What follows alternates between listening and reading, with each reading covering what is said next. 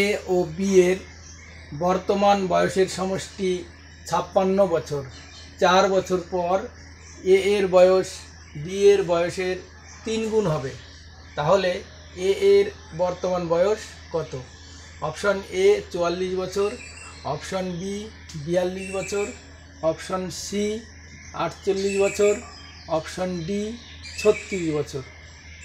এখানে বলেছে এ ও বি এর বর্তমান বয়সের সমষ্টি 56 বছর। তাহলে এ বি এবং সমষ্টি এখানে কত দেওয়া আছে? 56 বছর। আর কি দেওয়া আছে? 4 বছর পর এ এর বয়স বি এর বয়সের 3 গুণ হবে। অর্থাৎ বলতে পারি বি এর বয়স 1 বছর হলে এ এর বয়স 3 বছর হবে। সেক্ষেত্রে আমরা বলতে পারি যে 3 আর 1 4, অর্থাৎ 4 বছর পর যেন ওদের বয়সের সমষ্টি হচ্ছে 4 বছর। এখন বর্তমানে এ ও বি এর বয়সের সমষ্টি হচ্ছে 56 বছর। বর্তমানে 56 বছর হলে 4 বছর পরে এ ও বি এর বয়সের সমষ্টি কত হবে? এ এর বয়স 4 বছর বাড়বে, বি এর বয়স 4 বছর বাড়বে, তাহলে 4 আর 4 8 বছর বাড়বে।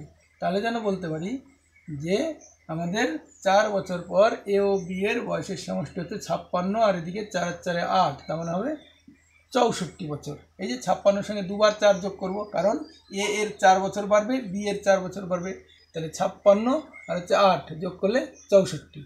এইবারে আমরা এখানে 4 থেকে যেন 64 হচ্ছে, তাহলে কী ভাবতে পারি? 4 থেকে 64, তার মানে যেন আসলে 16 দিয়ে গুণ হয়েছে। তাহলে এদের সবাইকে 16 দিয়ে গুণ করবো। 3 16 48, 16 16, অর্থাৎ কী পেলাম?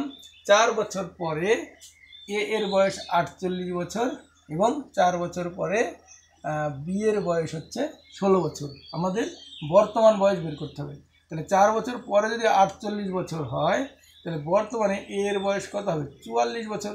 এই যে 48 থেকে 4 বিয়োগ করব, এবং 4 বছর পরে বি এর বয়স 16 বছর হলে বর্তমানে বি এর বয়স হবে 16 থেকে 4 বিয়োগ করলে 12 বছর।